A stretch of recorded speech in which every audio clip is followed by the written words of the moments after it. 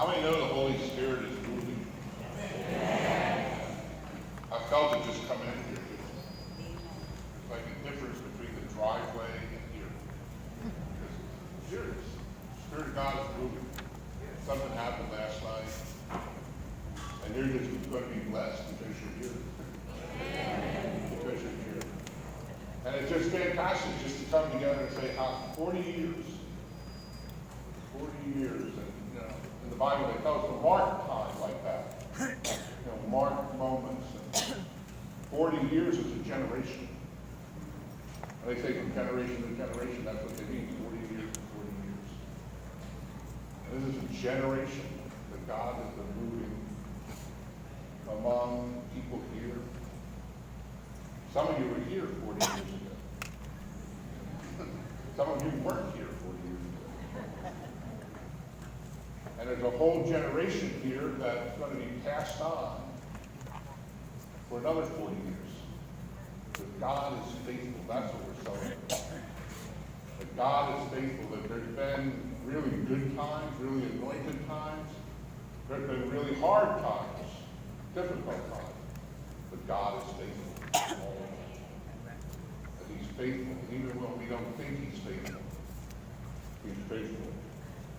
So it's really a joy to be here. And like I said, I want to present two kind of things while I'm here. One is preaching and different sermon topics, because there's three really good stuff on the Pharisees. And today is the Feast of St. Monica. If you keep the calendar, and she's the patron saint of mothers and grandmothers. So if you're here at St. Monica's, that's what you're going to be called out, and I'm going to talk about that a little. Jeremiah chapter 29, verse 11.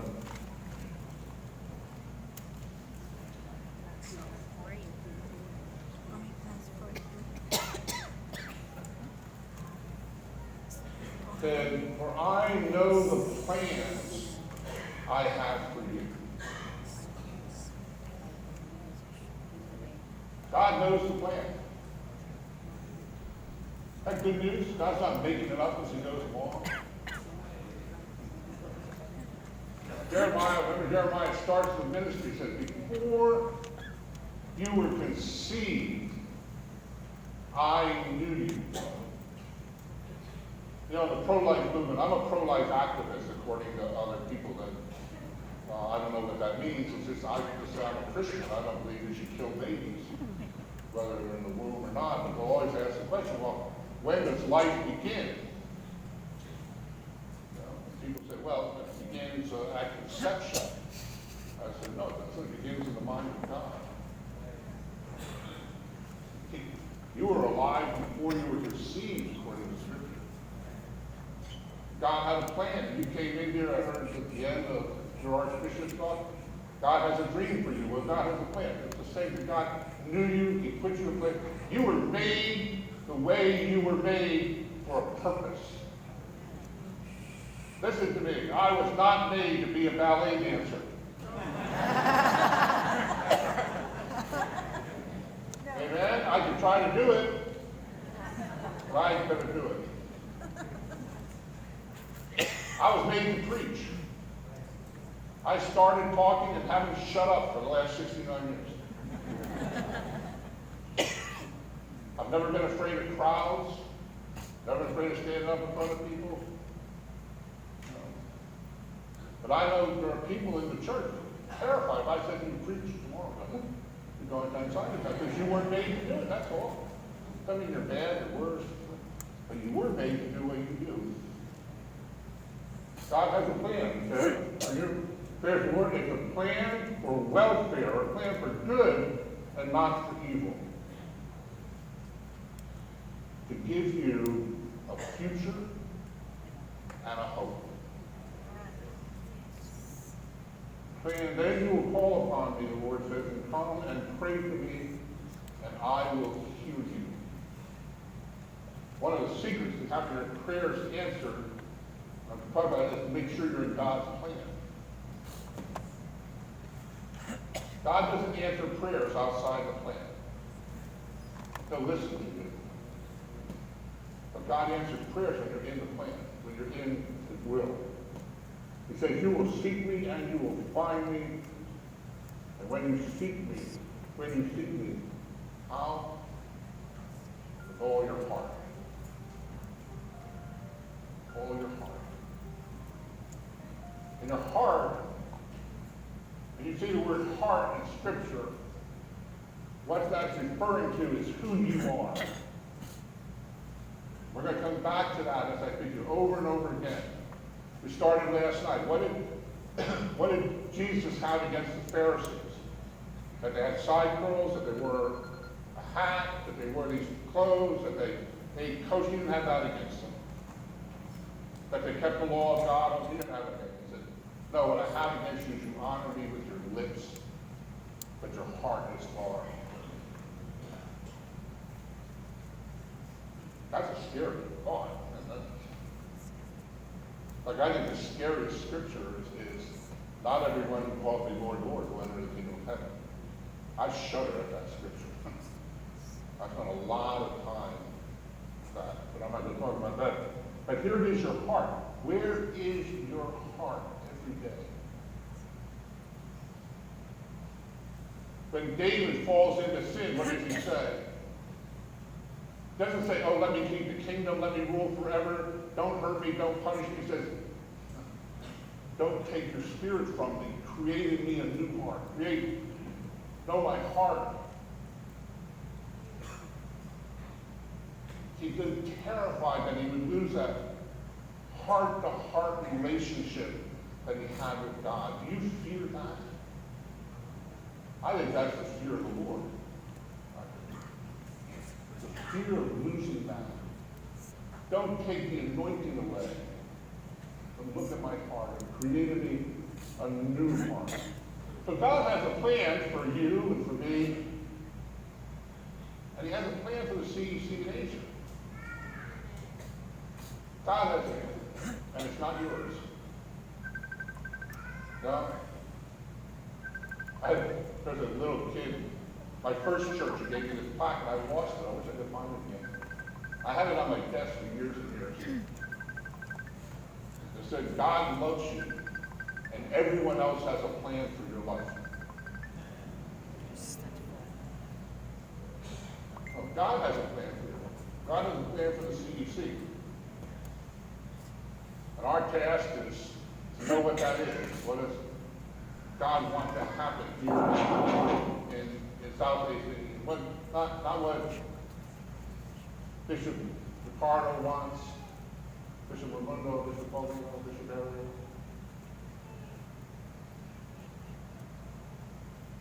What does God want?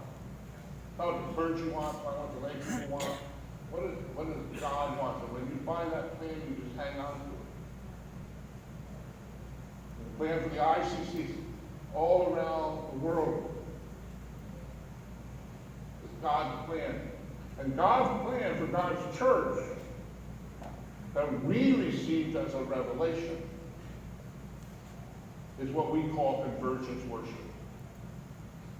God wants the church and for a people to pick up and see how God is worshipped and wants to be worshipped. What is that going to look like? And what I believe, of course, is that that looks like is what it is in heaven. We want to know how God wants to be worshipped. We have to look at what does it look like in heaven.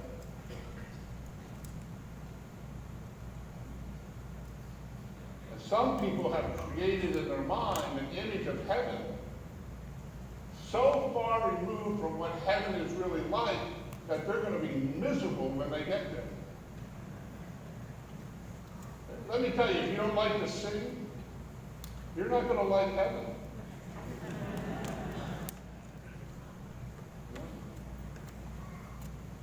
Because they're singing all the time. And God has actually one really favorite song. You know what? Or your Father has a favorite song. It's this. I don't know the tune. Holy, holy, holy, Lord God Almighty. That's God's favorite song. So if you're sitting here and worshiping, you're going, holy, holy.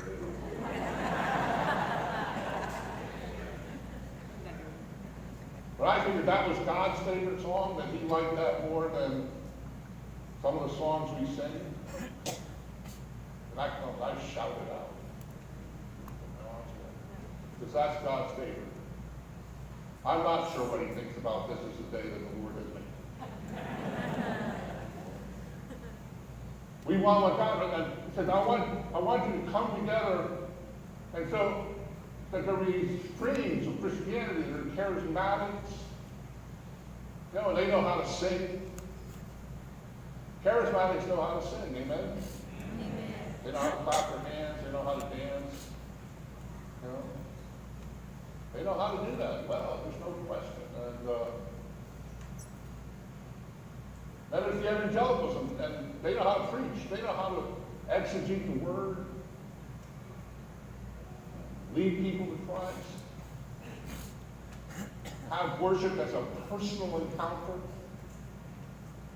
You know, in liturgy, somewhat I think it's important, for example, in liturgy that we believe in. I think that's important. And I really think it's important sometimes to say, I believe. Lord, I'm not worthy to come under your roof. See, that's evangelical. The personal response. Lord, I confess that I have sinned against you. And do that in liturgy. It's that evangelical moment. I have a personal relationship with Jesus. And yes, I am part of the corporate world. So it says in Mendana that my faith is personal, but it's not private. I used to tell people I have a personal Savior, but I don't. You know, no, I used to tell people. I'll take that back. So I have a personal toothbrush. I don't have a personal Savior. And they looked at me and said, yeah, I'll share my Savior, but I won't share my toothbrush. Follow what I'm trying to say? But some people treat our Savior like he's a toothbrush. And they won't share him. That's why I think sometimes in the church we need to bring back testimonies. Just get somebody up and share their Savior. How they came to know the Lord. And God wants us to do that. God wants us to do that. Because that's where it begins. And then finally wants us to be liturgical and sacramental. Heaven's very orderly. And there's not a no smoking section in heaven.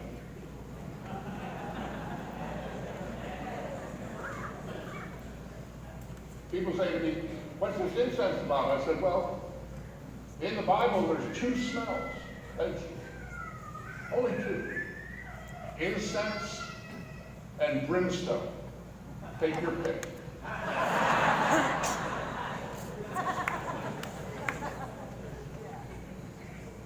So here's this plan and this mission. We're going to bring these together.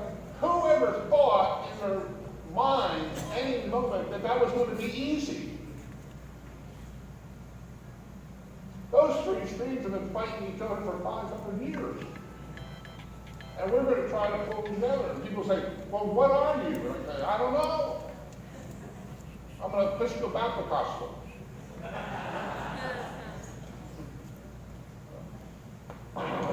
People say, man, what? So we're going to struggle with that. What I do know, we're in God's plan. And I'm not walking out of it. I'm going to stay in God's plan, and I expect it to be hard. And I expect it to be difficult. And it's only been 40 years. For you, CEC's only 27 years old. We didn't know each other 27 years ago. Now I think I've known you all my life. Now you're family.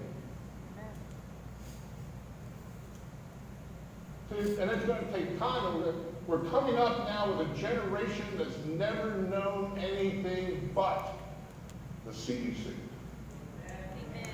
No? I with one of the deacons, I don't know, is here driving around. I said, "Are you a former Catholic?" He said, "No." I said, "You're a former Protestant?" He said, "No, it's not that CEC." I don't know anything else. Praise God. And we're passing that on. And it's still growing, but it's never going to get out of that man. And so we're here because God says that's a plan with a future. There's been a lot of people who prophesied our demise, that we're not going to make it. Well, I want to tell you they're wrong. They're wrong, and if they walked away, they should consider coming back. Because this is God's plan. I believe that. And when we attack them, we just love them. But it's God's plan, and we don't waver. So we're here to celebrate God's plan for us as a community, but also God's plan for you as individuals. When I was young, I wanted to be a priest because I had a great pastor. His name was Stanley Powell, and he's now with the Lord. And what I knew about Father Powell is that he loved me. I don't have any memory of anything else.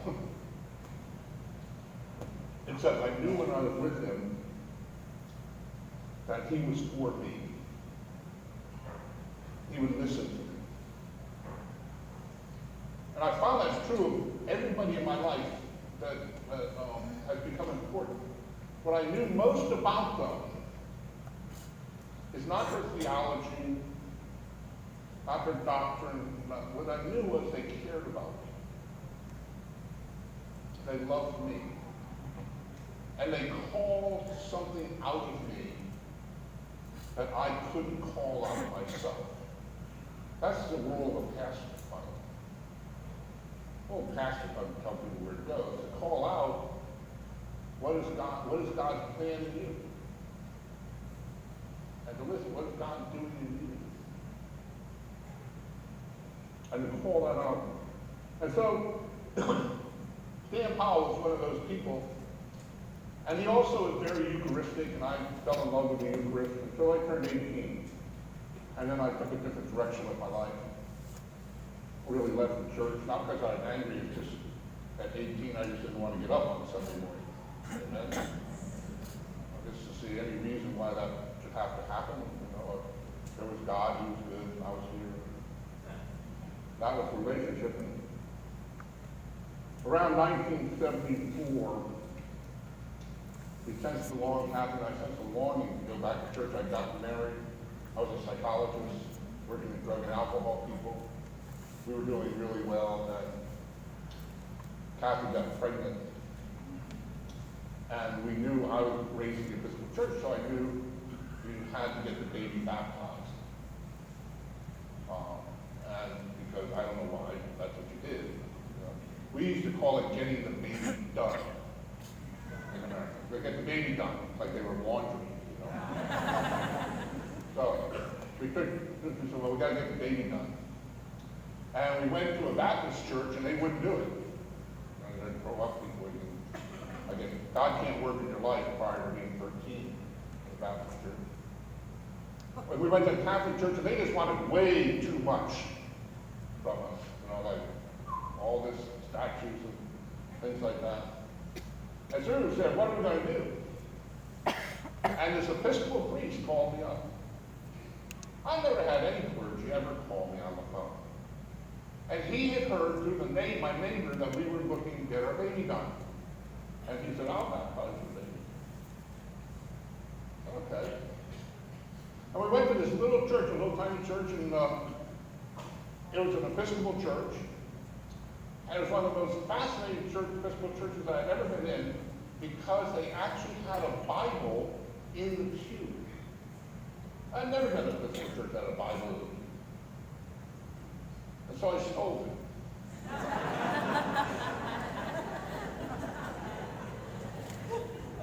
And I took it home and I read it, cover to cover.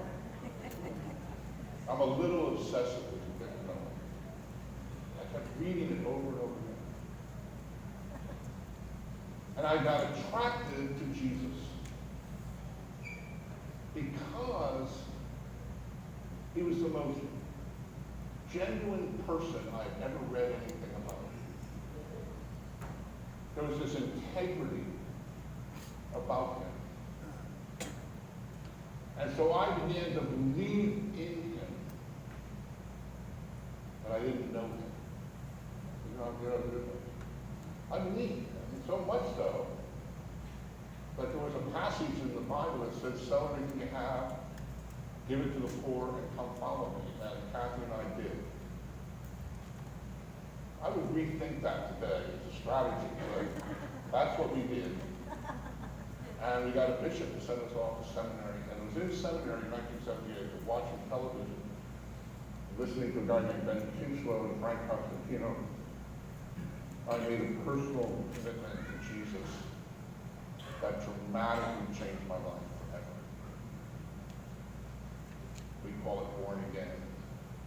Born from above, born again. All I knew is at that moment is that I was loved by God.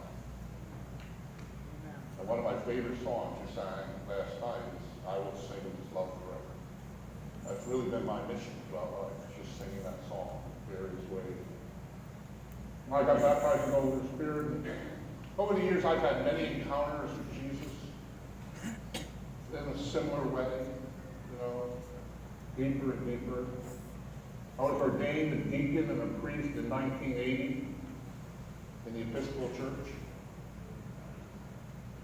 My plan was to be in the Episcopal Church for the rest of my life. I was going to be a parish priest. I thought on the day of my ordination, everything had come to fruition. But it ended up, from a series of events in 1997, I was consecrated a bishop in the CEC. It's been 22 years I've been a bishop in this church. And I thought that was it. And my plan, all these other guys are older than I am, so I thought they'd die, and then I'd die right afterwards, you know. But all of a sudden, I'm the patriarch. When I went to hear all that, that was never in my plan. It was not my plan. And it wasn't other people's plans either.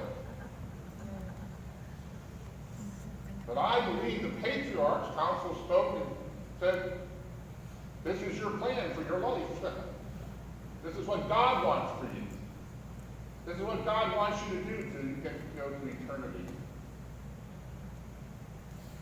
That total journey,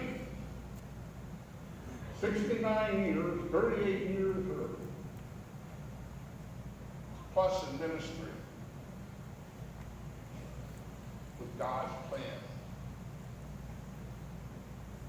And I want to share with you some things I've learned about God's plan. How do you know you're in God's plan? And you're in God's plan, some of the things you do. I'm just speaking out of experience. And one of the things, first, if you're in God's plan, you're not going to know the end of the story until it's the end. It's like reading a great thriller novel or a murder mystery. Every once in a while, as you're reading the murder mystery, you think you figured out who it is, and when you finish the book, it was somebody else. No, that's a good murder mystery. Well, all of us are kind of that way. You're not going to know the end of your story until the end. So stop trying to figure out what the end of the story is. See, when people leave your life, It's not the end of the story. It's the end of their part in your story. So you don't get mad at them or angry at them or worried about this, the end of their part in their story. Maybe they'll come back in chapter 11.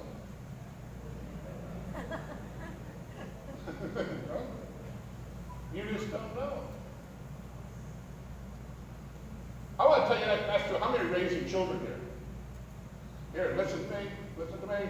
You don't know the end of their story. Stop trying to figure it out. You look at the person next to you. You don't know the end of their story either. You're not writing their story. God is. So leave them alone.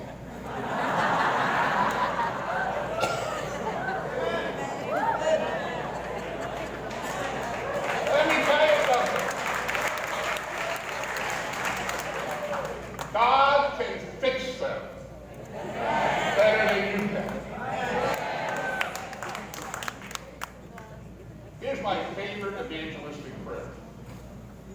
You ever get in a discussion with somebody trying to lead them to Christ, and you're going nowhere? You know, it's just like nowhere. Here's what you do. You take 2 steps back, and you go, get on God.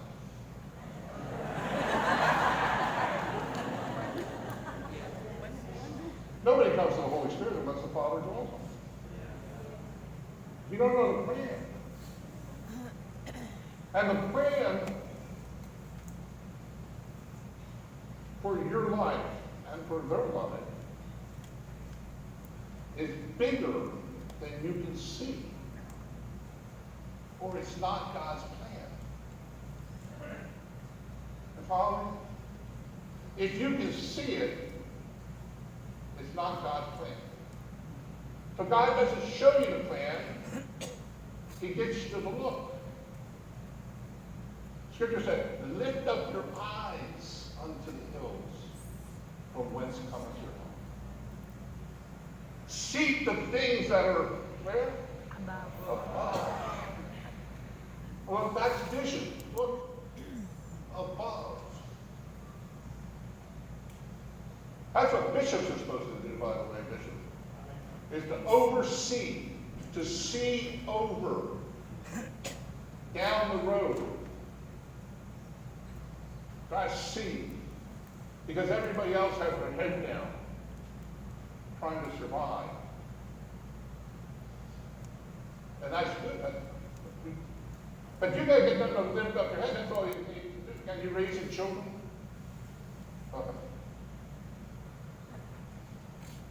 And your daughter brings home somebody to go out with, and you look at her and say, honey, like, can't you get one with a job?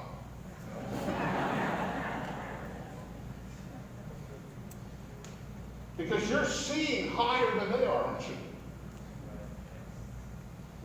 You know that there's more for them. And you might say, look up, look beyond. High school isn't everything. It's not. There's more down the road. Well, God's doing that to us every day. And don't settle. Just look up. Look down, beyond what you can even see, out there. That's what God has vision for us. See, that's what Paul's talking about in Hebrews. Faith is the evidence of the things that are unseen. The hope, reality of the hope that's in us is that we can't see. We can't see heaven, but I know I'm going there. I know that's where I'm headed. At the last, I will see him. Even though I don't see him now, I'll see him. Romans chapter 1, or chapter 12, 1 to 3.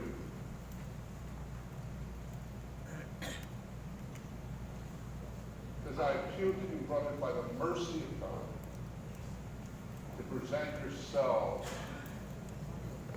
as a living sacrifice. Now you know what a living sacrifice is, right? They take the lamb, stick it on an altar, and gut it. That's sacrifice. Now here's the problem with living sacrifices. We keep jumping off the altar. When the night's coming down, and we're going to be gutted, we go, whoa! See, a living sacrifice, so you present yourself knowing you're going to die. You're going to die in God's plan. You're going to say, God, your plan is bigger than my plan. So first step is knowing anything about the plan, you've got to die. We're all going to die. So die now, get it over. Because you're going to die. So we're already dead, the Bible says, in our trespasses. But he's raised us. We've done. Jesus said, you want to follow me? Pick up your cross. What do you do on a cross? Dance. You die. On a cross. And sometimes you die a humiliating death. God showed me, God showed me this.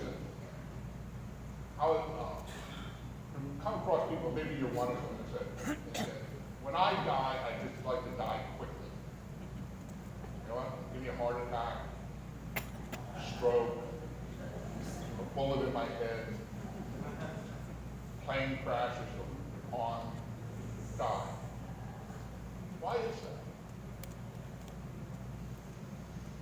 Because we're really not afraid of death.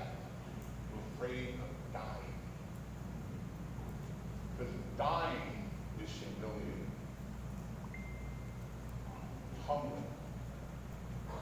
For many, you just lie there, you get weaker and weaker. You can't get your clothes on, you can't wash yourself, you can't feed yourself.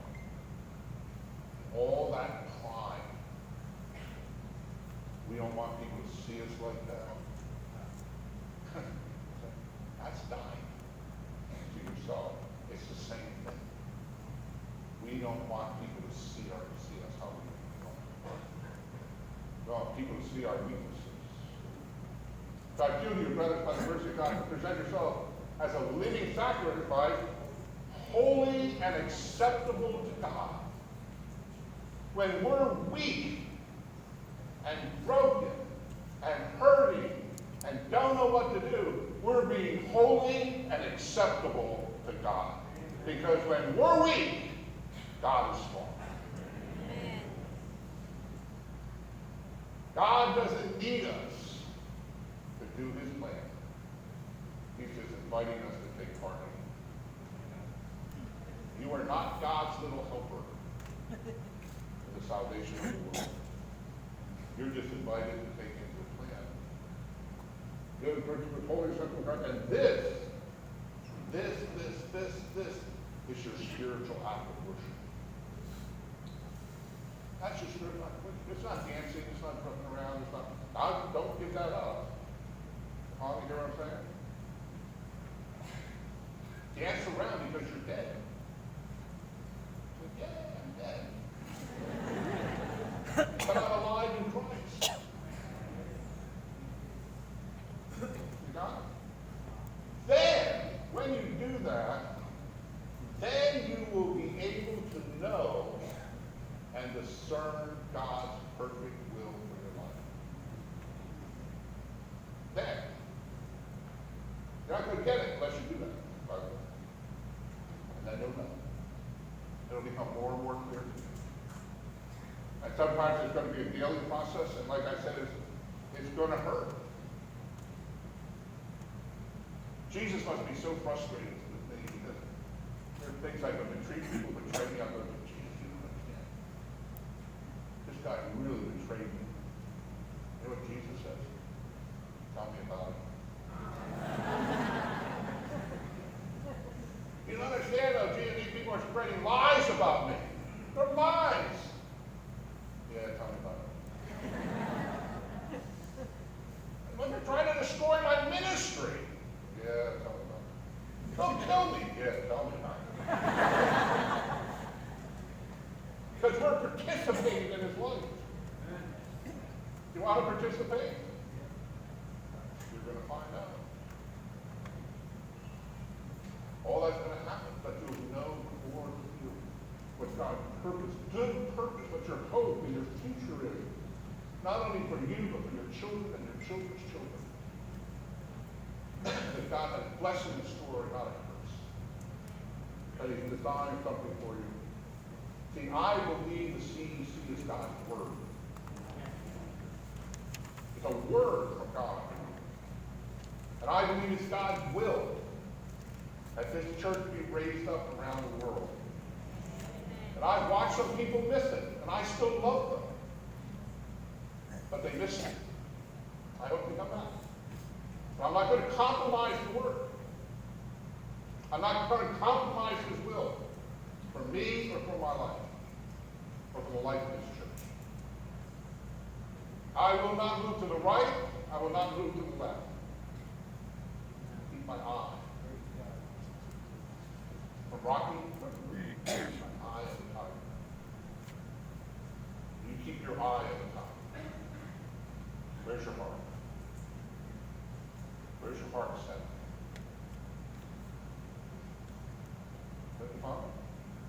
And then I'm going to do it God's way. I've been it's a struggle, and it will always be a struggle. But we will be victorious if we do God's word, God's will, in God's way. If you do that in your life, you'll be victorious. You'll go through the valley of the shadow of death, but you don't have to fear evil. For God is with you. God loves these people that thought, oh, Satan's after me. But no, he isn't. They're not that important. Satan's not after me. Goodness and mercy follow me all the days of my life. I get a pass. But God's with me.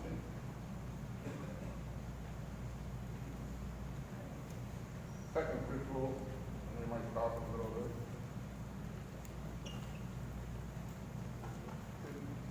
Again, understand, evil's not going to win. Second ritual is Jesus is building the church. Jesus is building. There's an interesting insight that I had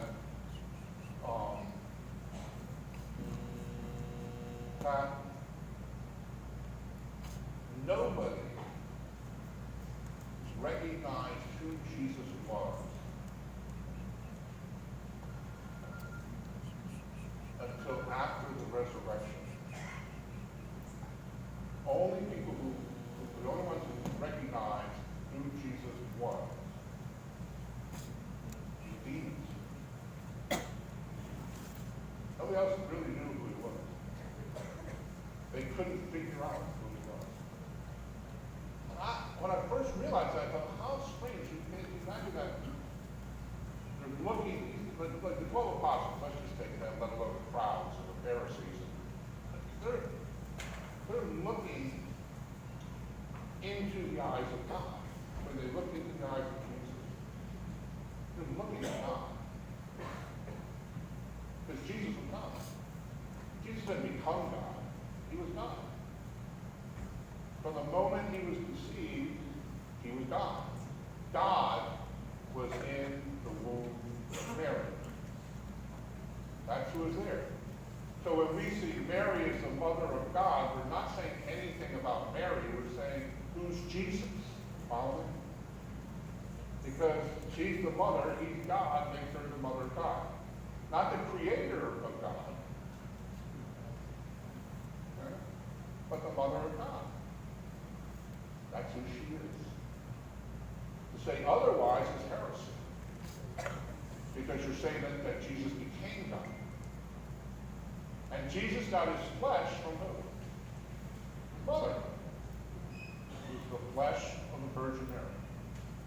That was his mother. He got his divinity from his father.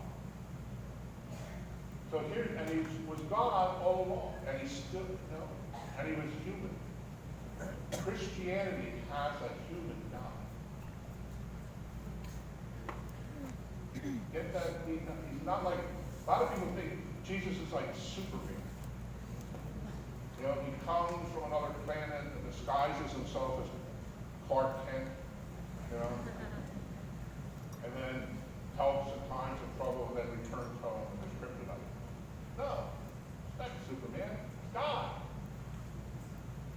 And everything that he does in the flesh, he doesn't do it as God because he laid aside his divinity.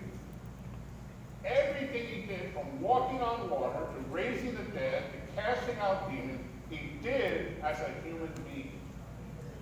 As a full and complete and whole human being without sin. That's why we have trouble doing it, because we got sin in us. We got lack of faith in us. We got unbelief in it. But you're called to do that. Jesus said, greater works will you do than I have done. If we come to walk in that plan, as the CEC submits itself more and more and more to that plan of God, and stop questioning, should we do this, should we do that? Oh, they're upset, this is upset. No, what has God planned for us to walk in? So here's Peter, real quick, the story. Jesus begins his ministry in Nazareth. He moves to Capernaum. He ministers all around Capernaum, feeding the 5,000. All the teachings, the miracles, the signs, and the wonders. Goes back and forth there. And then something happened in history. Crowds are starting to follow him, and something significant happens. What happens is John the Baptist is killed. He's executed. And Jesus, not because he was afraid of fear of Caesar, but because it was not time, because it wasn't the time of the plan. See, Jesus knew the day and the hour. And they knew with John the Baptist they were going to come after him. And so he headed north. And he went where no one would find him, in the Caesarea Philippi. Some of you have been there. It's pagan territory, surrounded by pagan altars. And here's these Jewish boys walking through this pagan territory, watching people eat pork. All kinds of demonic, and probably going, what in the world are we doing here, Jesus? But they've learned at that point not to question him a lot. And so they're there, and they sit down, and they're looking at one of the temples. And Jesus says, who do men say that I am? Most important question ever. I say, well, some say Jeremiah, some say Elijah, some say this, say that. That's good. Who do you say? Who do you say? Who do you say? I thought you got to be born again. So I say, we know who he is. Who do you say that? And Peter, he says, you are the Christ, the Son of the living God. But he says, Jesus says to him. I mean, nobody knew who he was. Except the demons. He says, nobody told you. You didn't figure that out. God revealed it to you. Knowing Jesus is a revelation. That's a whole other teaching. You don't figure out who Jesus is to get a revelation. And he says, Peter, you are rock, upon this rock. Now I believe that the rock is the revelation, not Peter.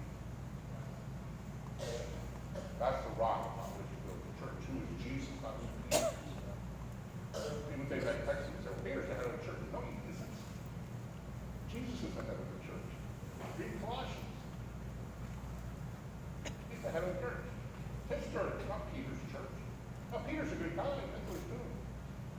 He's done a lot of things. And it's good to think about, but Jesus never gave up leadership.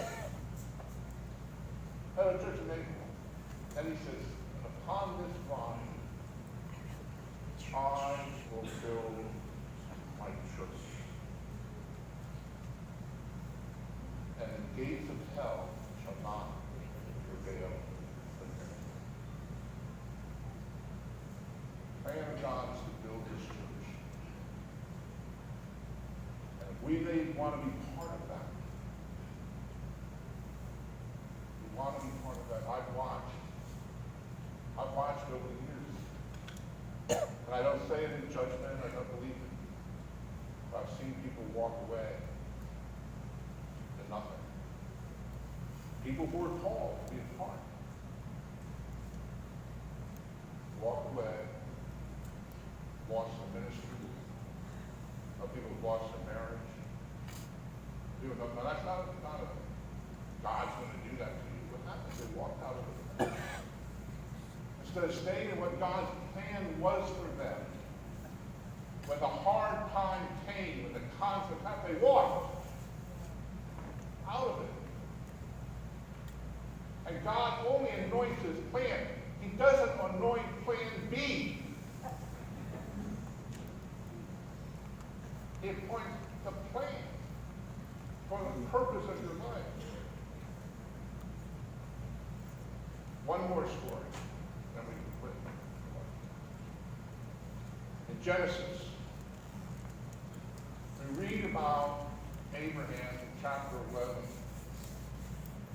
And Paul comes upon the father of Abram, named Terah. Terah was a good guy. God spoke to Terah, not to Abraham. I want you to leave and go to Canaan. That's where I was going. That's going to be the promised land. And Terah sets out with his whole family. And he gets to Haran, which is north of Canaan. And at that point, in order to get to Canaan, he'd have to take a left and go straight down, and he would have got there. But he found that Haran was a nice place. You could have a nice house, farm, have his children there, easy shopping centers to go to. Just live a nice life. He was old. And so, all it says in Scripture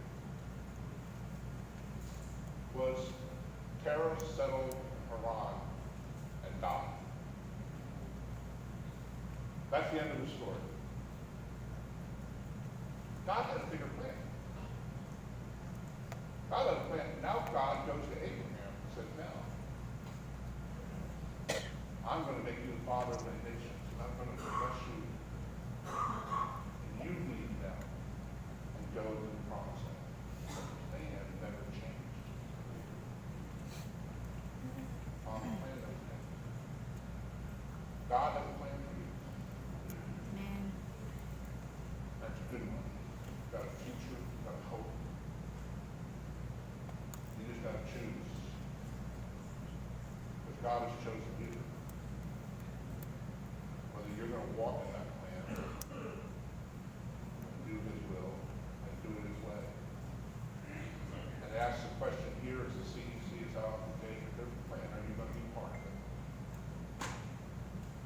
Are you going to surrender your agenda, your needs, your wants for the sake of your children, for the sake of your grandchildren, that they'll have a church filled with the Holy Spirit, a church reaching the nation, a church gathering people in from the north, the south, the east, and the west, a church where men come and get saved, and women get saved, the blind see, the lame walk, the deaf hear. Church that will be so powerful that it will change the nation of the Philippines. It will change the very structures and values of this nation. That's God's plan and nothing less. And God is saying, are you part of the plan? Let's bow our heads. Father, thank you for this opportunity to come together in the presence of your Holy Spirit. Thank you, Lord, for these men and women who are saved over the year to be here. Lord, take every peso of that as an offering of sacrifice. And hear the sacrifices of praise and thanksgiving, especially upon the households. upon the children and the grandchildren. Pour out that blessing over these next 2 days. Continue, Lord. Don't end here, because I know, Lord, you have more. You have more water to pour out us. You have more oil to drop on our heads. You have more words to speak to our hearts.